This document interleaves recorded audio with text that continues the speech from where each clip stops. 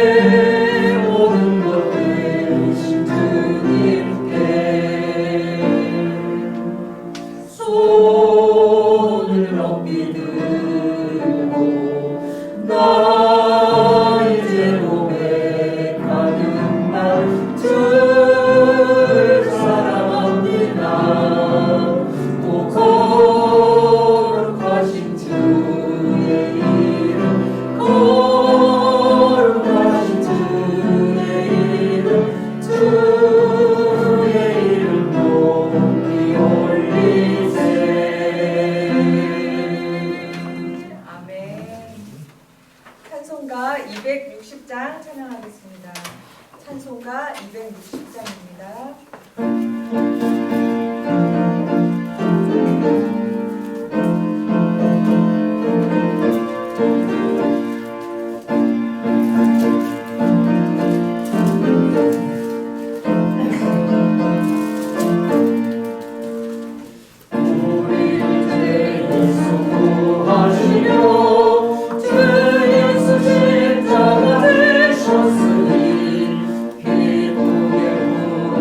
I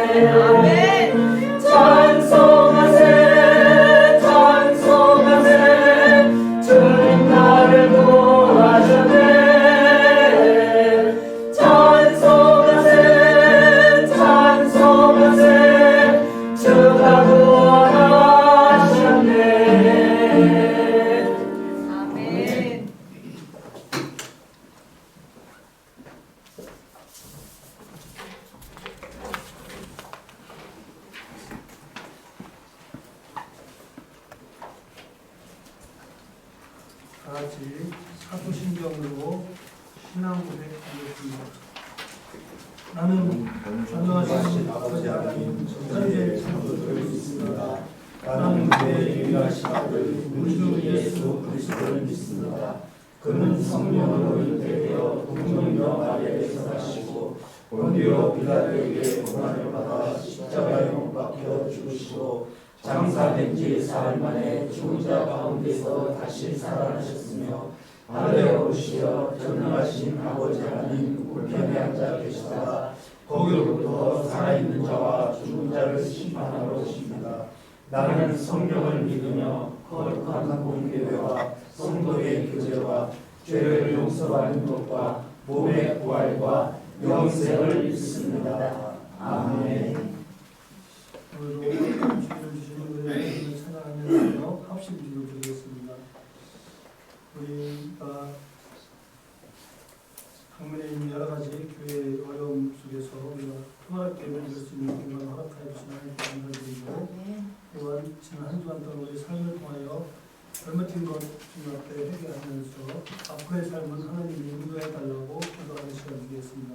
또한 우리 성도들 중에 열심히 연약한 분들을 위해서 기도하고, 말씀을 증거하시는 우리 목사님 충만한 말씀으로 저희들 감동할 수 있도록 귀한 은혜를 허락하여 주십시오 하는 기도를 드리겠습니다.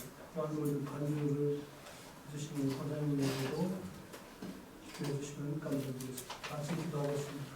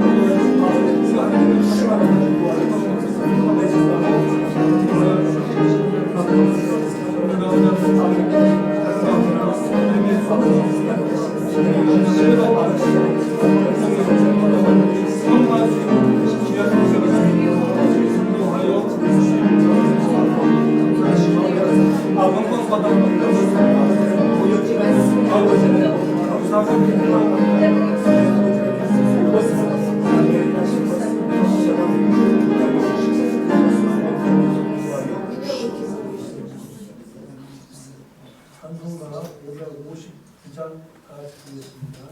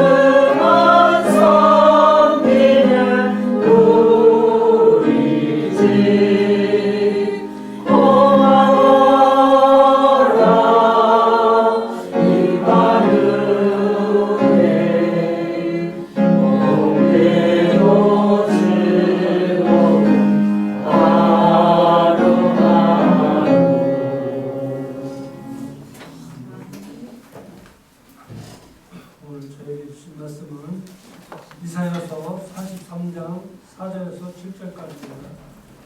구약성경 1019쪽입니다.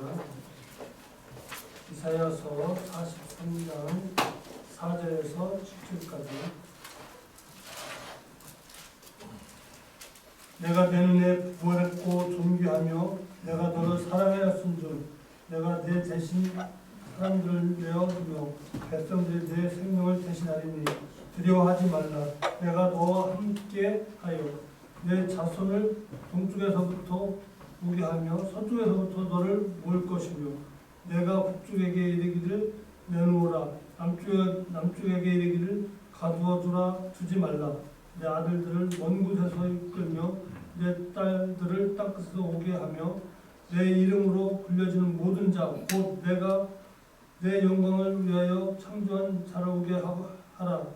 그를 내가 지었고 그를 내가 만들었느니라.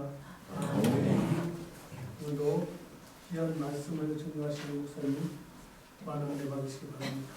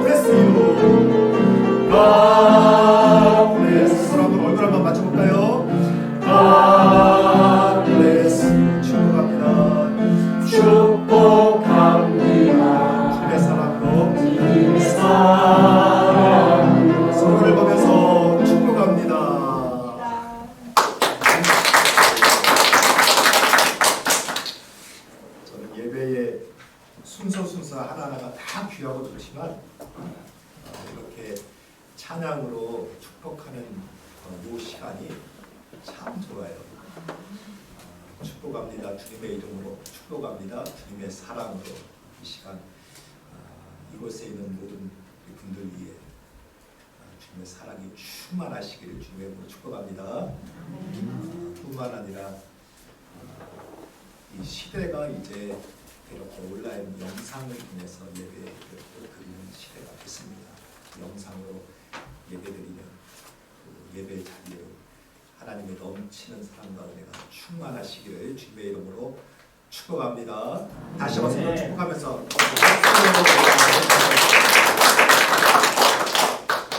네, 감사합니다.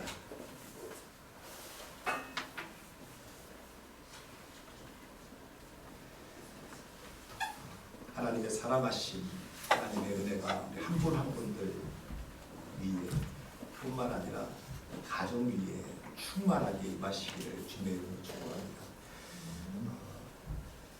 우리가 가정의 소중함은 뭐 이루 말할 수가 없죠. 그러나 그럼에도 불구하고 특별히 5월달이 되면 가정을 다시 한번 돌아보고 가정의 소중함을 우리가 생각하고 가정을 위해서 기도하고 이런 시간 아닙니까? 특별히 가정 위에 하나님의 사랑하신 은혜가 충만할 수 있도록 주의 이름으로 축복합니다.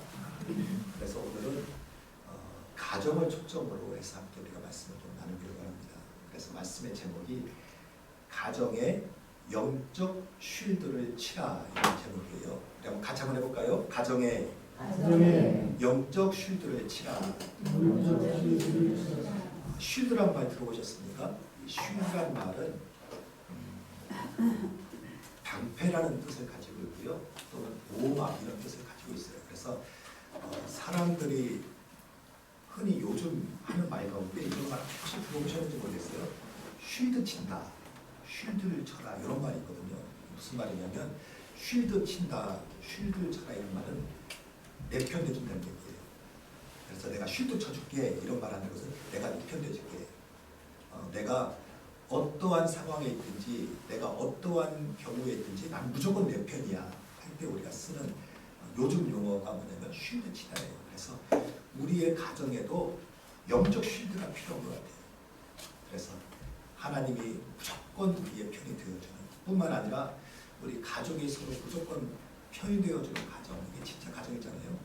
그러한 가정의 축복, 가정의 은혜가 우리 성도 가운데 충만하게 임하시기를 주님의 이름으로 축원드립니다.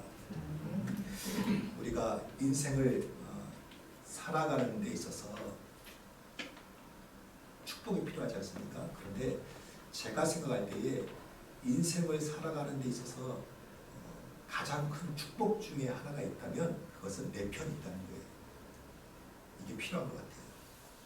우리가 삶을 살아가는 데 있어서 많은 것이 필요하지만 그러나 우리의 삶을 살아가는 데 있어서 정말 필요한 것이 있다면 내 편이 있다는 거예요. 내 편이 있습니다. 여러분, 내 편이 있습니까? 내가 어떠한 지경 가운데 처하든지 내가 어떠한 경우 가운데 있든지 때로는 내가 어떠한 위급한 가운데 있어도 거두절미하고 무조건 내 편 되어줄 수 있는 사람이 있다면 그런 사람이 한 사람만 있다면 그 사람은 축복받은 사람이에요. 그래서 이걸 쉴드 친다고 하거든요. 무조건 내 편이 있는. 그래서 내가 딱 돌아볼 때 내가 눈을 감고 나를 돌아보는데 내 주위 사람 가운데 나는 무조건 네 편이야. 난 네 말은 무조건 믿어. 나는 무조건 너와 함께 할게. 이런 사람이 딱 한 사람만 있다면 그것만으로 그 사람은 이게 풍성한 사람이고요. 부자고 성공한 사람입니다. 그런 은혜가 우리 성도 가운데 있기를 주의 이름으로 축원드립니다. 참 우리가 보면 살아가면서 지지와 격려가 필요하지 않습니까? 내 편이야 라는 게 참 필요한 것 같아요. 여러분, 닭의 종류가 있다는 거 아세요? 가장 빠른 닭을 뭐라고 해요? 후다닥이라고 그러죠. 후다닥. 가장 활기찬 닭을 뭐라고 그래요? 팔딱팔딱 그래요. 그런데 닭 중에서 가장 따뜻한 닭이 있다고 그래요. 어떤 닭인 줄 아세요? 토닥이랍니다. 저는 참 이 말이 좋아요. 우리가 살아가면서 우리를 위하여 토닥토닥 거려줄 수 있는 사람이 한 사람만 있다면 그 사람은 성공한 사람이고요. 우리를 위하여 우리가 어떠한 지경 가운데 있든지 우리의 등을 토닥토닥 걸어줄 수 있는 사람이 한 사람만 있다면, 그 사람이 떠오른다면 그 사람은 정말 마음의 부자요, 풍성한 사람이요, 복받은 사람이에요. 그러한 복이 우리 성도 가운데 충만하시길 주의 이름으로 축원드립니다. 그런데 그 한 사람이 우리 부모님이라면 그 자녀는 얼마나 좋겠어요.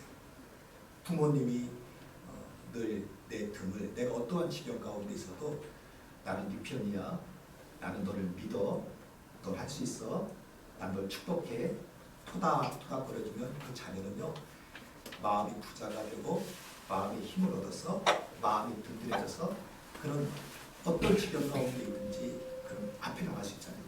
가다가 우리가 살아가다 보면 돌부리에 걸려 넘어질 때도 있고 진흙탕에 빠질 때도 있고 또 넘어져서 무릎에 피가 나고 생체력이 날 만한 일들이 얼마나 많습니까? 그래도 부모님이 등을 토닥토닥거리면서 괜찮아, 난 널 믿어, 난 내 편이야, 난 널 사랑해, 난 널 축복해 하고 토닥토닥거리면 그 자녀는 일어나는 거예요.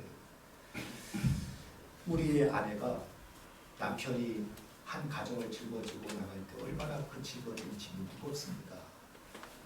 그래서 때로 혼자 한숨 쉬고 혼자서 눈물 짓고 혼자서 지쳐 있을 때 그때 다른 사람이 아닌 그 아내가 그 남편의 등을 토닥토닥거리면서 난 당신 편이야, 난 당신을 믿어, 난 당신을 사랑해, 당신은 잘할 거야 하고 토닥토닥거려주면 그 남편은 힘을 얻잖아요.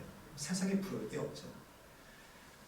또는 아내가 특별히 한국 여성들은 표현되지 못한 마음의 아픔들이 얼마나 많습니까? 특별히 우리 어머니들, 한국의 여성들. 그래서 혼자서 하나님 앞에서만 눈물 짓고 하나님 앞에서만 한숨 짓는데 그 남편이 등을 토닥토닥 거려주는 거예요. 그러면서 당신 힘들지? 당신 이해해. 난 당신 편이야. 당신을 믿어. 당신을 사랑해. 토닥토닥 거려주면 그 아내가 얼마나 위로를 받습니까?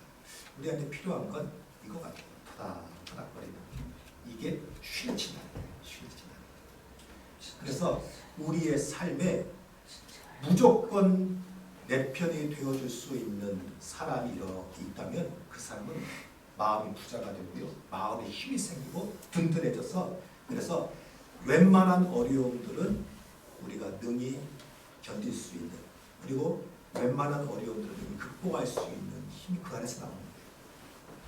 이번 5월에 우리가 많은 것들이 필요하지만 이러한 가정 안에 이러한 정말 나는 내 편이야, 난 널 사랑해, 난 널 믿어, 할 수 있어, 축복해 라고 하는 이 격려와 지지와 사랑이 우리 사랑하는 성도 가정 가운데 충만하시기를 주의 이름으로 축원드립니다. 한때 한국 사회에 회복 탄력성이라고 하는 유머가 한번 크게 붐이 일어난 적이 있어요. 이 회복 탄력성이 뭐냐면 우리가 살아가다 보면 다 스트레스를 받지 않습니까? 스트레스를 받지 않는 사람이 없어요. 그런데 다 우리가 스트레스를 받는데 어떤 사람은 내게 닥쳐온 삶의 문제든지 스트레스 가운데 넘어져서 다시는 일어나지 못하고 낙심하고 절망하고 좌절하는 사람이 있는데 어떤 사람은 보니까 그가 지금 직면한 문제가 크고 그가 지금 당하고 있는 스트레스가 큼에도 불구하고 넘어졌으나 일어나고 툭툭 털고서 다시 갈 길을 가는 사람이 있더라는 거예요. 우리가 살아가다 보면 문제도 만나고 어려움도 만나고 장애도 만나고 그래서 삶에 스트레스가 많은데 어떤 사람은 스트레스를 만나면 견디지 못해서 넘어진 다음에 일어나지 못하고 절망하고 좌절하고 낙심한 가운데 그 자리에서 넘어지는 사람이 있는 반면에 어떤 사람 보니까 금방 툭툭 털고 일어나서 다시 회복되고 다시 시작하고 그리고 마음의 힘이 마음의 에너지가 넘쳐서 다시 삶을 힘차게 나가는 사람이 있더라는 거예요. 왜 그럴까? 도대체 저 사람들은 똑같은 문제를 만나고 똑같은 어려움을 경험하고 똑같은 장애를 만나고 똑같은 스트레스를 경험했음에도 불구하고 어떻게 저 사람들은 금방 회복할 수 있을까라는 것을 분석해 보니까 거기에 중요한 비밀이 있는 것을 발견하게 됐습니다. 그것은 뭐냐면 결국은 그 속에 신뢰의 문제에 있다는 거예요. 신뢰의 문제. 자기가 자기를 신뢰했던 사람, 그 사람은 문제를 만나고 스트레스에 만났으나 금방 툭툭 털고 일어날 수 있는 회복 능력이 있더라고요. 이게 회복 탄력성입니다. 또는 다른 사람이 자기를 신뢰해줘요. 나는 내 편이야. 나는 널 믿어. 너는 일어날 수 있을 거야. 너는 다시 재기할 수 있을 거야. 너는 잘할 수 있을 거야. 하고서 나를 믿어주는 사람이 있는 그 사람을 보니까 문제도 만나고 장애도 만나고 스트레스를 만나서 넘어졌으나 다시 툭툭 털고 일어나서 다시 시작하더라고요. 여러분, 내 편이 있어야 돼요. 내 편이 있어야 우리가 만나는 수많은 문제들, 수많은 스트레스 가운데서도 너무 우리가 멈추지 않냐고 나갈 수 있는 힘이 있습니다. 그것도 그냥 내 편이 아니라 무조건 내 편 들어주는 사람. 이 사람이 있어요. 무조건이에요. 무조건. 여러분, 그러한 무조건 나를 믿어주고 무조건 내 편 들어주고 무조건 나를 지지해주고 무조건 나를 격려해주는 그런 사람 있는 사람은 복 있는 사람이에요. 그런 사람이 우리 가정 안에 우리 한 분 한 분 가운데 다 있기를 주의 이름으로 축원드립니다. 그래서 부모가 무조건 내 편이 되는 그 자녀는요, 세상에 무서울 게 없어요. 부모님이 내 편이시거든. 엄마 아빠가 겁나지 않아요. 아내가 내 편인 그런 남편은요, 아쉬울 게 없어요. 딴 사람 뭐래도 내 아내 믿어주거든. 나를. 남편이 내 편인 그 아내는요, 아쉬울 게 없어요. 누가 뭐래도 남편이 내 편 되지 않습니까? 그래서 우리가 살아가는 데 있어서는 무조건 내 편 되어줄 수 있는 사람의 복, 이게 진짜 좋은 복이에요. 우리가 어느 날 갑자기 대박 나서 뭐 재정의 축복을 받는 것도 복이고, 하고 싶은 일을 하는 것도 복이고, 뭐 문제가 열려서 이제 막혔던 것이 열려서 잘 되는 것도 복이지만 최고의 복은 뭐냐면 무조건 나를 믿어주고 무조건 나를 신뢰해주고, 우리가 세상 어떤 사람들이 우리에게 손가락질해도 나는 당신을 믿어, 나는 당신 편이야 라고 쉴드 쳐줄 수 있는 진짜 내 편, 그 사람이 있으면 그 사람은 정말 이 세상 살만합니다. 그런 은혜가 우리 성도 가운데 충만하게 주의 이름으로 축원드립니다. 진짜 중요한 건 뭐냐면, 여러분, 하나님이 내 편인 사람. 한 걸음 더 나간다면 하나님이 내 편이신 것을 아는 사람이 복 있는 사람이에요. 사실은 하나님은 내 편이에요. 근데 더 중요한 건 뭐냐면, 하나님이 무조건 난 너의 편이다 라고 하는 것을 아는 사람이 복 있는 사람이에요. 오늘 우리가 본독해드린 이사야 43장 4절부터 6절까지 말씀은요, 하나님이 우리를 얼마나 전폭적으로 지지하는지. 그래서 지금은 은퇴했지만 장시대 신학 장시대 교수 가운데 성종윤 교수라고 하는 분이 있습니다. 이분이 성경을 이렇게 정의를 내리기를, 그분이 뭐라고 정의했냐면, 성경은 하나님의 우리를 향하신 사랑의 편지라 이렇게 정의를 내렸는데, 제가 그 정의에 근거한다면 성경은 우리를 향하신 하나님의 사랑의 편지인데, 하나님이 우리를 향하신 사랑의 메시지 가운데 가장 멋진 최고의 메시지가 있다면 오늘 우리가 읽거든 본문의 말씀이에요. 저는 이 말씀이 너무너무 좋습니다. 43장 4절에 보니까 이렇게 하나님 우리에게 사랑의 고백을 하지 않습니까? 내가 내 눈에 보배롭고 존귀하며 내가 너를 사랑하였은즉 내가 내 대신 사람들을 내어주며 백성들이 내 생명을 대신하리라. 하나님이 우리에게 뭐라고 말씀하시냐면요, 내가 내 눈에 보배롭고 존귀하며 내가 너를 사랑한다는 거예요. 우리가 이렇게 젊은 연인들이 누군가에게 사랑을 고백할 때, 또는 아내가 남편에게, 남편이 아내에게 사랑을 고백할 때, 또는 부모가 자녀에게, 자녀가 부모에게 사랑할 때, 이런 식으로 인용해서 고백하면요, 저는 그 마음에 감동했을 것 같아요. 너는 내 눈에 보배롭고 존귀하고 내가 너를 진짜 사랑해. 제가 우리 성도들을 향하여 제가 드리고 싶은 제 사랑의 고백이 있다면 이 고백일 것 같아요. 저는 제 눈에 우리 성도들이 보배롭고 존귀하고 내가 정말 사랑합니다. 최고잖아요. 하나님이 우리를 그렇게 사랑하신다는 거예요. 그래서 제가 이 말씀을 읽고 가만히 묵상하는데 그런 표현이지 않습니까? 눈에 그 꿀이 뚝뚝 떨어진다고 하잖아요. 마치 하나님이 우리를 보는 데 너무너무 사랑스러워서 정말 하나님의 눈에서 하나님의 입에서 그냥 꿀이 뚝뚝 떨어지는 그 사랑으로 하나님 우리를 사랑하십니다. 내가 내 눈에 보배롭고 존귀하며 내가 너를 사랑한다. 두려워하지 말라. 내가 너와 함께한다. 그리고 사실은 우리가 이 이사야 43장 45절 1절까지 말씀을 좀 배경적 막 설명해주면 사실 하고 싶은 말이 너무 많은데 사실은 이후에 벌어질 이스라엘 백성들이 바벨론에게 잡혀가지 않습니까? 그때 다 해방돼서 돌아올 것에 대한 축복에 대한 내용이 이 말씀 안에 다 담겨져 있는데 내가 내 눈에 보배롭고 존귀하고 내가 너를 사랑한다. 두려워하지 말라. 내가 너와 함께하리라. 하나님은 그런 분이신 거예요. 그래서 여러분 진짜 복 있는 사람은 어떤 상황이든지 간에 나는 내 편이야. 나는 너를 믿어. 나는 너를 사랑해. 나는 너를 지지해. 나는 너를 격려해. 라고 말해줄 수 있는 이 내 편. 한 사람이 있는 사람이 복된 사람. 진짜 복된 사람은 뭐냐면 하나님이 내 편인 사람. 하나님이 내 편인 것을 아는 사람이 복 있는 사람이에요. 그러한 축복이 우리 살아가는 성도 가운데 이 시간 충만하시기를 주의 이름으로 축원드립니다. 삶의 힘이 여기서 나오는 거예요. 우리가 살아가기 위한 삶의 힘도 필요하고 삶의 능력도 필요하고 삶의 에너지가 필요한데 그 삶의 힘이 어디서 나오냐면 하나님이 나를 사랑하시고 그리고 하나님이 나를 사랑하신다는 사실을 내가 아는 데서부터 나오는 거예요. 그럴 때 우리가 우리의 삶을 살아가며 어떤 문제를 만나든지 극복할 수 있는 능력이 우리 가운데 있습니다. 여러분 문제는 하나님에 대한 전적인 믿음이에요. 하나님에 대한 확신만 있으면 그리고 우리 마음에 하나님께서 나와 함께 하시고 하나님이 나를 사랑하시고 하나님이 나를 사랑하시고 내 편이시라고 하는 사실을 내가 믿는 마음만 분명하다면 여러분 우리에게는 문제가 없어요.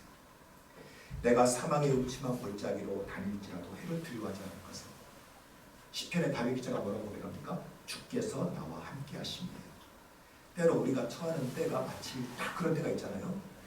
우리 인생길 가는 것 가운데 정말 사망의 음침한 골짜기에 빠진 것 같은 그래서 앞도 뒤도 양옆도 위도 다 우리를 넘어뜨리려고 하는 마치 사망의 음침한 골짜기 같은 상황에 처할 때가 있어요. 그런데 그럴 때조차도 주께서 나와 함께 하시니 내가 안다면 문제 없잖아요.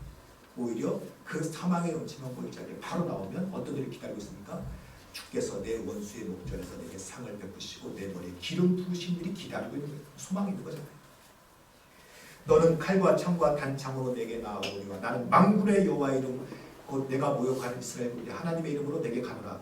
17살밖에 안 된 어린 소년 다윗이 손에 든 것이라고는 몰맷돌밖에 없는데 그의 마음속에 만군의 여호와 하나님이 나와 함께 계신 것을 아니까 그는 두렵지 않고 오히려 거의 3m 달하는 골리앗을 보면서 뭐라고 했습니까? 너는 칼과 창과 단창으로 내게 나오거니와 나는 내가 모욕하는 이스라엘 만군의 여호와이로 내게 가는 거예요. 골리앗 넘어지는 거예요.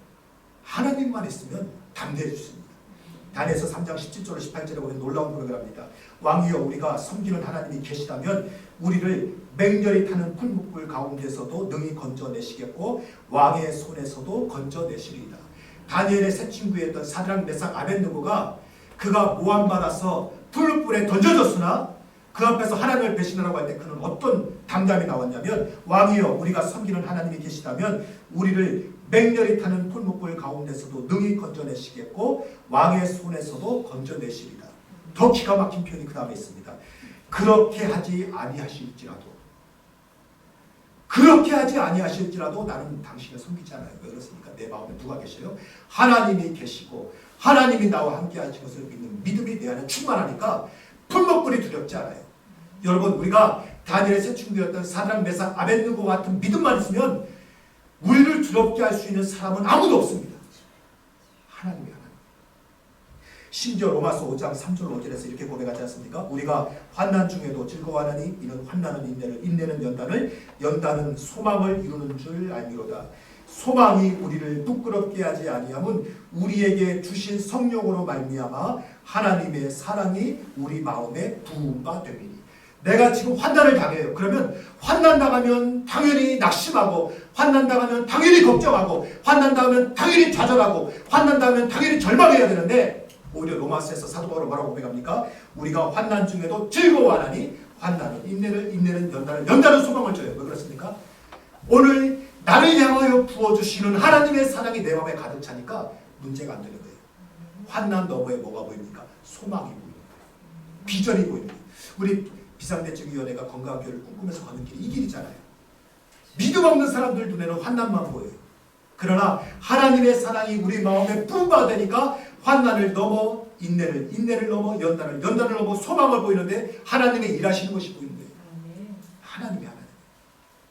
여러분, 내 안에 하나님이 계심을 확신할 수만 있으면, 그래서 하나님의 사랑으로 넘치면 여러분 환난이 문제가 되지 않습니다.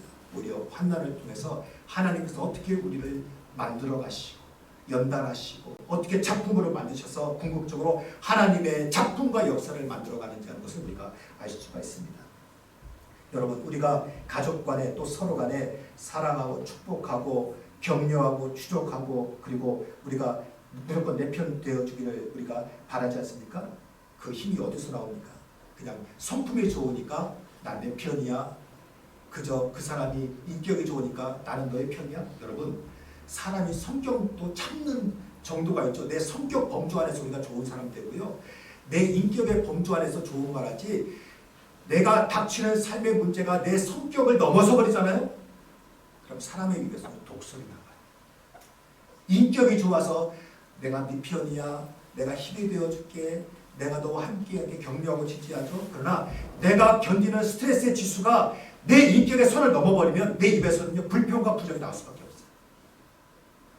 우리가 지지하고 사랑하고 격려하고 축복하고 사랑할 수 있는, 그래서 가족 간에 우리가 사랑하고 축복하고 격려하고 지지할 수 있는 것은 뭐냐면, 내가 성격이 좋아서, 성품이 좋아서, 내가 인격이 좋아서가 아니라 사실은 내 안에 누가 계시기 때문에 하나님이 내 안에 계신 사람이 우리가 축복할 수 있는 거예요.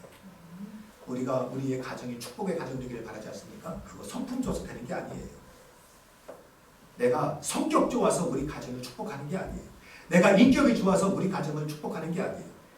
내 안에 하나님에 대한 믿음이 충만하면, 그래서 내 속에 하나님이 계신 걸 알고 또 하나님의 사랑으로 넘칠 때 우리는 우리의 상황과 환경과 또 모든 문제를 넘어서서 우리는 하나님이 내 속에서 부어주시는 축복과 위로와 격려로서 우리 자녀들을 막 축복해 줄 수 있는, 아내가 남편을 막 축복해 줄 수 있는, 남편이 아내를 막 축복해 줄 수 있는.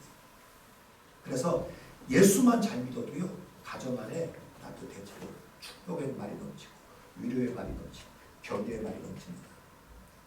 왜냐하면 그 사람의 성격과 성품과 인격 때문이 아니라 내 속에 계신 하나님의 사랑이 그를 향해서 막 부어지기 때문에. 우리가 흔히 가정예배드리란 말을 하지 않습니까?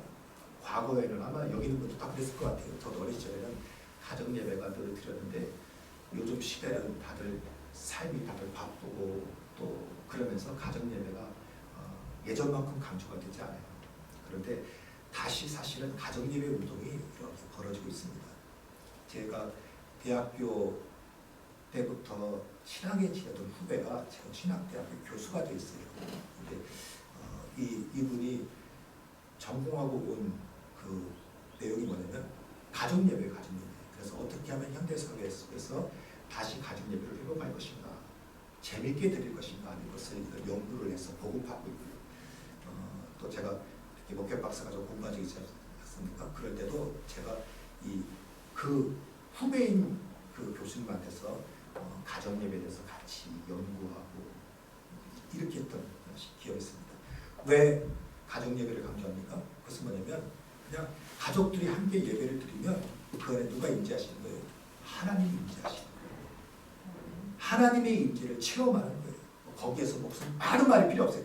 같이 앉아서 그냥 찬양 송 하나 부르고 성경 말씀 읽고 기도하는 그 자리에 그때 하나님이 그 안에 임재하셔서 우리 가족이 뭐를 느끼는 거예요?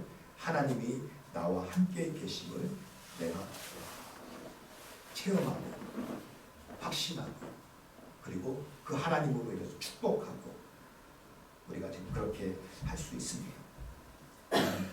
하나님이 내 속에 계심을 내가 확신할 수 있다면, 그리고 하나님이 우리 가정 가운데 있음을 확신할 수만 있다면, 그러면 우리는 어떠한 삶의 지경 가운데서도 우리가 다 극복하고 이겨내고, 그리고 우리의 가정을 하나님의 축복의 동산으로 우리가 만들 수가 있습니다.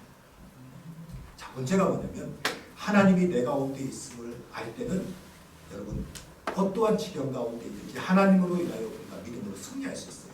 근데 문제가 뭐냐면 우리에게서 하나님이 떠나간다. 하나님이 안 계셔서 떠나갔습니까? 그게 아니라 내 마음속에서 하나님에 대한 민감성이 사라지는 거예요. 이걸 다른 말로 말하면 영적 침체라는 거예요.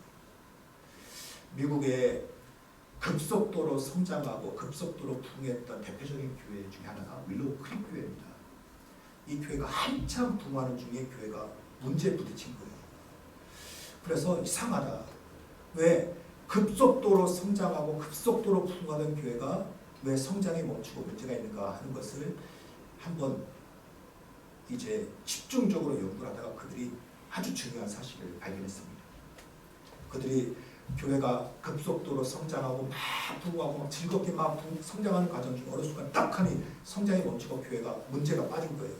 왜 그런가 하고 들어보다가 중요한 결론을 발견했는데, 그들이 그 교회에 7년 이상 다닌 성도들, 그리고 7년 이상 다닌 성도 가운데 리더들을 가지고 조사해 보니까 중요한 결론을 그들이 발견하게 됐습니다. 그게 뭐냐면 7년 이상 다닌 성도, 특별히 리더들 가운데 4명 중 1명이요 영적 침체에 빠진 것을 발견했어요. 그리고 영적 침체에 빠진 사람들의 17%를 보니까 그들의 공통점이 있는데, 한결같이 그들의 입에서 불평이 나오고요, 원망이 나오고요, 비난이 나오고요, 다른 사람을 끄집어내리고요, 교회 지도자를 끄집어내리고요, 교회 안에 거짓말을 만들고요, 교회가 하나님이 교회를 세워서 막 급성장하고 막 부흥하고 해서 교회가 한시대 책임질 만큼 교회를 성장하다가 어느 순간 교회가 성장을 멈추고 문제가 딱 빠졌는데, 그 문제의 원인이 뭔가를 파고 들어가 보니까 중요한 것은 뭐냐면 교회를 다닌 지 7년 이상 된 리더들을 조사해 보니까 그 리더들의 4명 중 1명인 25%가 영적 침체에 빠져버려요. 영적 침체에 빠져버리니까 그들 중에 17%가 그들의 입에서 불평이 나오고 원망이 나오고 비난이 나오고 성도가 성도를 끄집어내리고 교회를 비난하고 지도자를 비난하고 그러면서 온 교회의 영적 분위기를, 부정적 분위기를 쫙 만들어요. 그러면서 이것이야말로 이 교회 위기다 하고서 그 문제를 직면하고, 문제는 영적 회복이다 하는 것을 가지고 달려들어서 교회를 회복시켰다. 그런 일이 있습니다. 그래서 그 결과를 가지고 더 리바이벌이라고 하는 책으로 연구 결과를 보고해서 많은 교회들에게 경각심을 주었던 적이 있어요. 여러분, 하나님이 내 안에 계시면 우리가 사망의 음침한 골짜기 가운데 있어도 주께서 나와 함께 하심을 알기 때문에 내가 감사하고 기뻐하고 소망 있고 비전 가운데 나갈 수 있는데, 내 안에서 하나님이 떠나가지 않습니까? 나의 하나님을 향한 내 영적 민감성이 굳어지고, 그리고 내가 영적으로 침체하면서 나타나는 첫 번째 증상이 뭐냐면 불평, 불만, 원망, 비난들로 인해서 공동체를 끄집어내리는 거예요. 교회를 끄집어내리고 지도자를 끄집어내리고 성도들을 끄집어내리고. 여러분, 오늘 이 시대의 문제는 하나님이 있느냐 없느냐의 문제가 아니에요. 하나님은 분명히 계셔서 오늘도 우리에게 내가 내 눈에 보배롭고 존귀하며 내가 너를 사랑한다, 두려워하지 말라, 내가 너와 함께한다고 약속함에도 불구하고 하나님을 향한 나의 영적 민감성이 둔감해지니까, 하나님을 향한 나의 영적인 생동력이 둔감해져서 침체에 빠져버리니까 내 입에서 뭐가 나옵니까? 불평, 불만, 비난, 부정적인 것이 나오는 거예요. 여러분, 입만 열면 불평, 부정하면요 그 집단은요 조직은 무너지는 거예요. 가정 안에서 사랑하고 축복하고 나는 내 편이야. 나는 너 사랑해. 너 잘할 수 있어. 너 일어날 수 있어. 어려움이 없지? 기도하고 있어. 우리 잘 될 거야. 견뎌보자. 그러면 그 가정이 일어나는 거고요.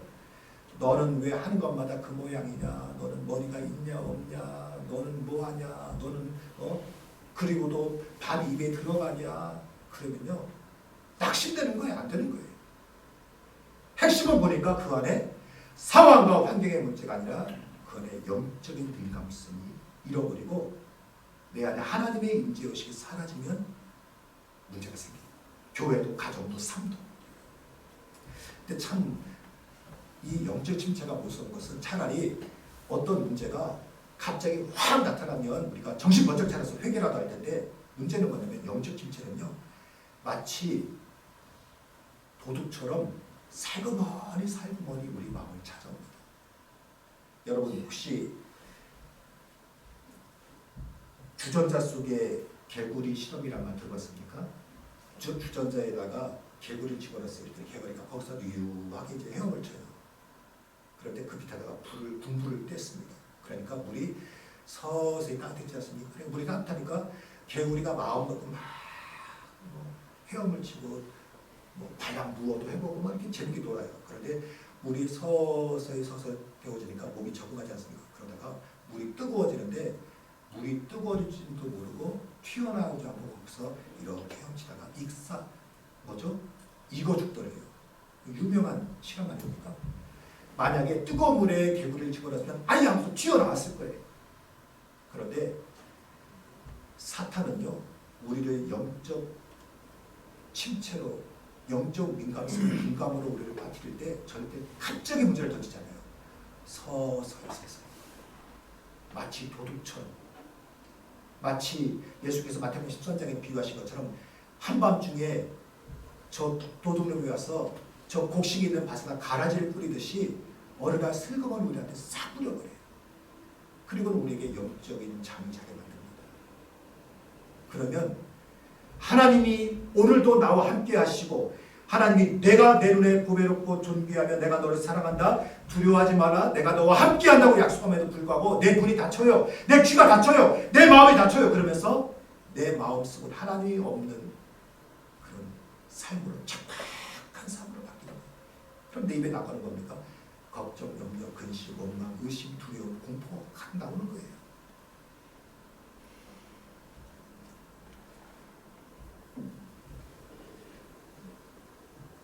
베드로전서 5장 8절 9절에서 베드로가 중요한 영적 교훈을 던지지 않습니까? 근신하라 깨어라 너희 대적 마귀가 오는 사자같이 두루 다니며 삼킬 자를 찾나니 너희는 믿음을 굳건하게 하여 그를 대적하라. 깨어나야 돼요.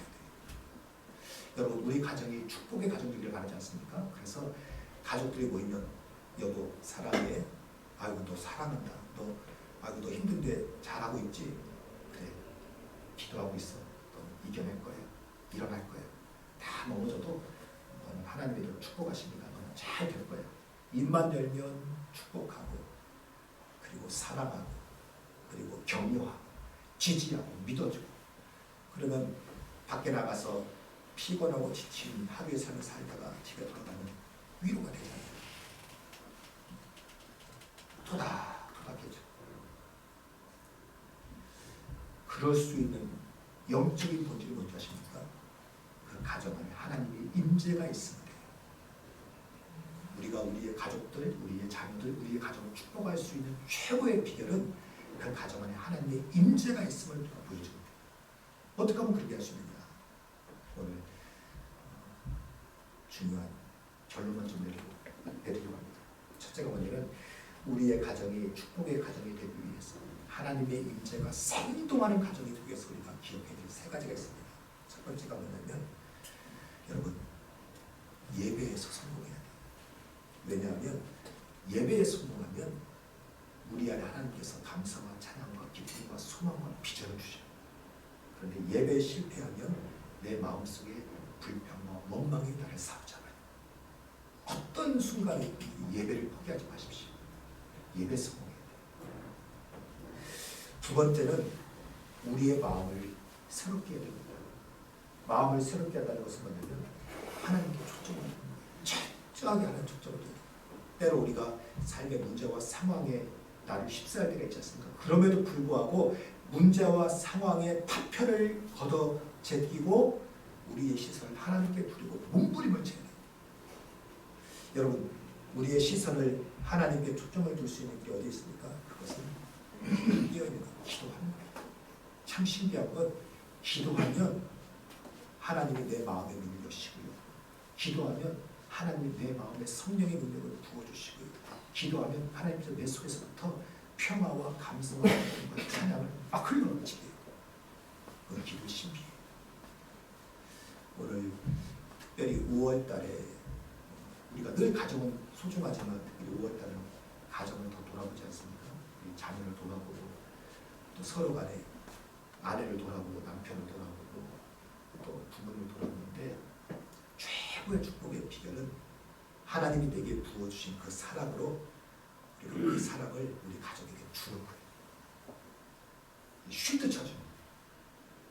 특별히 믿음으로 영적으로 쉴드 쳐주는 거예요.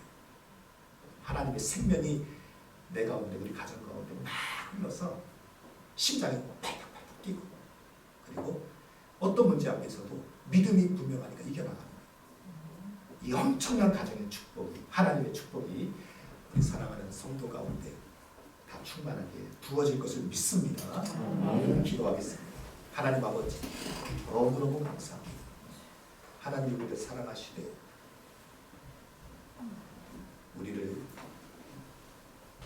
우리가 감당할 수 없는 큰 사랑으로 우리를 사랑하심을 감사합니다.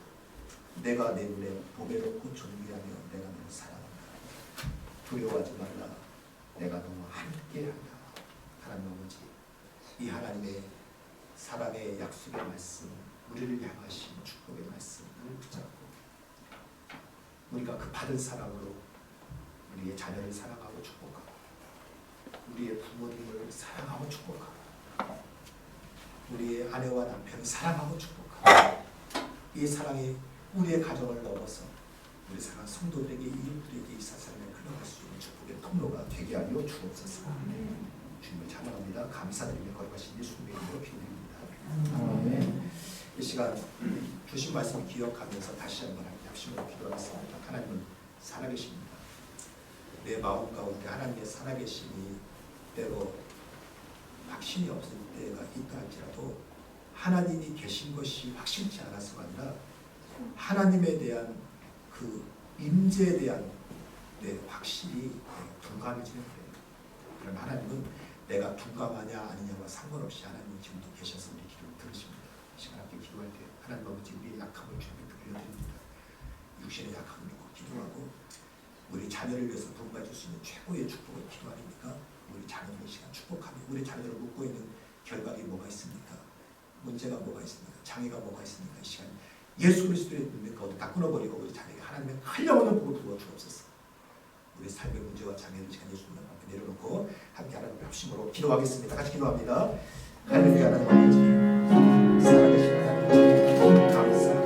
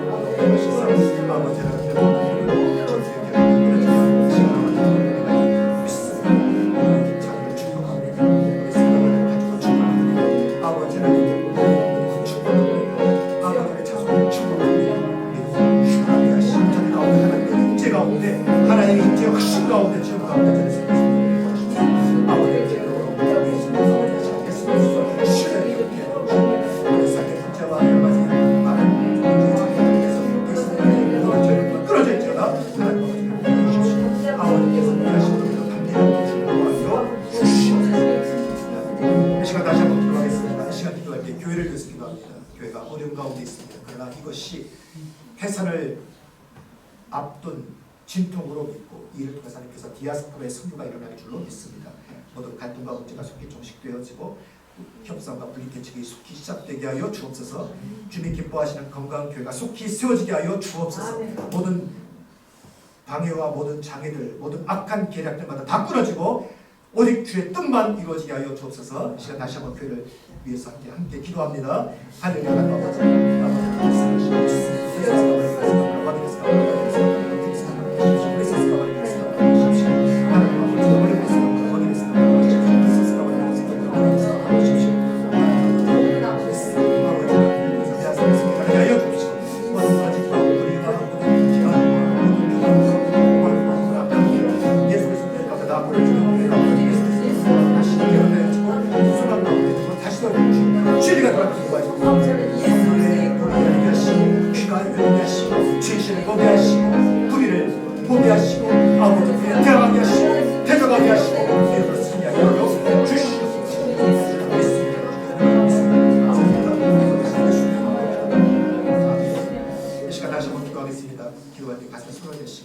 하나님께서 우리 기도와 응답하시는 믿고 함께 이름으로 기도해 주시기 바랍니다. 하나님 아버지 감사합니다.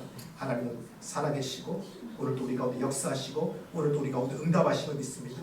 하나님 오늘도 우리를 사랑하심을 믿습니다. 이 시간 우리가 받은 사랑으로 우리 사랑하는 가족들을 축복합니다. 우리의 부모님을 축복하고 우리의 자녀를 축복하고 우리의 아내와 남편을 축복하고 자손들을 축복합니다. 우리의 이웃을 축복합니다. 성도를 축복합니다. 아버지 주의 사랑으로 충만케 하여 주시되 아버지 그 사랑과 축복을 막는 어떠한 영적 장애의 문들마다 이 시간 나사렛 예수 그리스도의 명함에 다 끊어질지어다. 이 시간 주의 평화와 평강으로 충만케 하여 주옵소서. 우리 육신을 결박하고 있는 어떤 질병이든지 간에 이 시간 나사렛 예수 그리스도의 십자가의 능력 가운데 끊어짐을 선포하노라. 우리 삶의 문제들 장애들마다 다 끊어지고 우리 안에 하나님께서 해결해 주시고 해답해 주시는 응답으로 충만해질 것을 이 시간 믿습니다. 저희가 건강한 디아스포라를 꿈꾸며 기도하고 있습니다. 거짓과 불의와 모든 악함과 교만과 완악함과 모든 거짓은 이 시간 예수 그리스도의 십자가 가운데 다 끊어지게 하여 주시고 아버지의 교회가 건강한 비전 가운데 다시 회복되게 하여 주옵소서.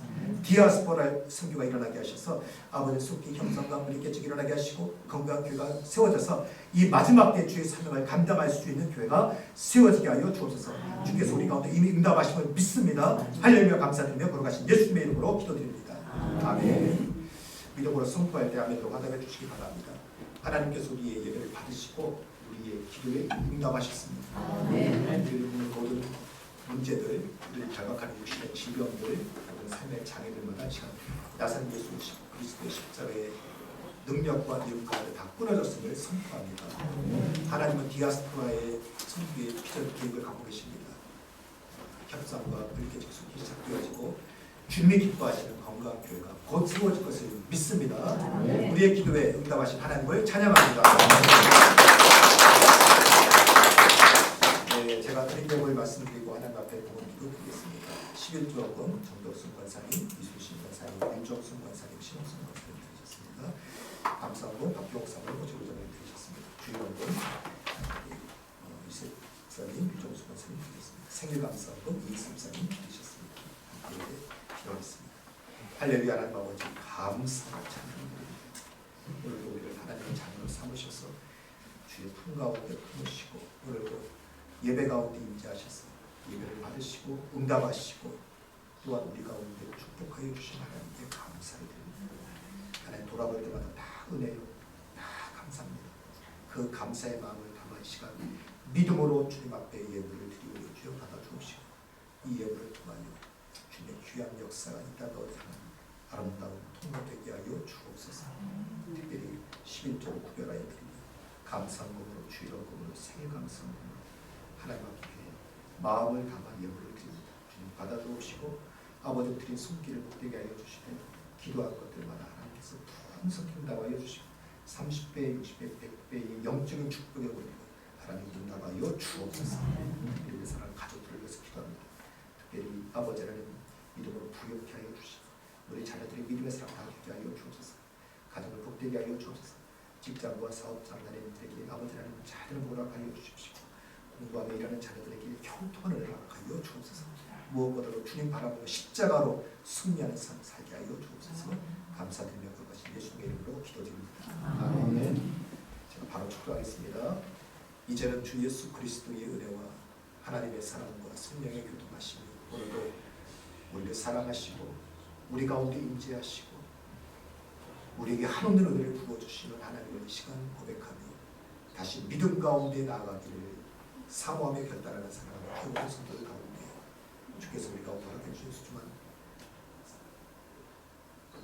삶과 또한 가정과 또한 직장과 또한 사업장에 주의 몸된 교회 위에 이 지역이 나라 이쪽 세계 열방 가운데 이제부터 영원토록 함께하여 주시기를 간절히 축원하옵나이다.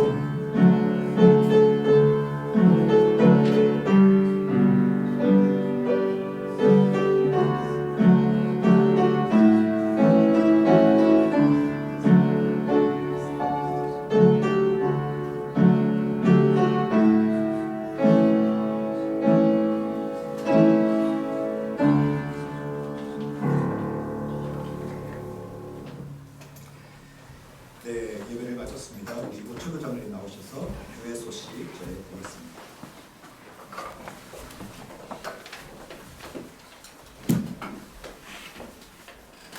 오늘도 귀한 말씀을 전해주신 목사님께 감사를 드리면서 교육관에서 비상대책 조합으로 매주 주일 11시에 오상희 목사를 모시고 예배드리고 있습니다. 많이 기도해 주시고 동의해 주셔서 많이 참석할 수 있도록 동의해 주셔서 감사를 드리겠습니다. 또한 성도 예배 관리재판이 지금 다가오고 있습니다. 더 기도해 주시고 우리가 목사님 말씀대로 완성할 수 있도록 기도해 주시기를 바랍니다. 또한 40일 비전 기도회가 지금 진행되고 있습니다. 우리 교회에서 참석하실 분들을 선택하시고 가정에서도 꼭 시간을 맞춰서 40일 비전 기도회에 참석해 주시기를 간곡히 부탁을 드립니다. 또한 우리 비전 200 비전 운동이 실시되고 있습니다. 처음에 한 150여 명이 참석했는데 그 인원을 더 늘려갈 수 있도록 우리가 힘써 주시고 헌금에 더 동요하면서 본인들도 많이 참석할 수 있도록 인도해 주시기 바랍니다. 또한 5월달 우리 가정의 달을 맞이해서 우리 성도 가정에 하나님의 축복이 가득하게 바라며 건강하시길 바랍니다. 감사합니다.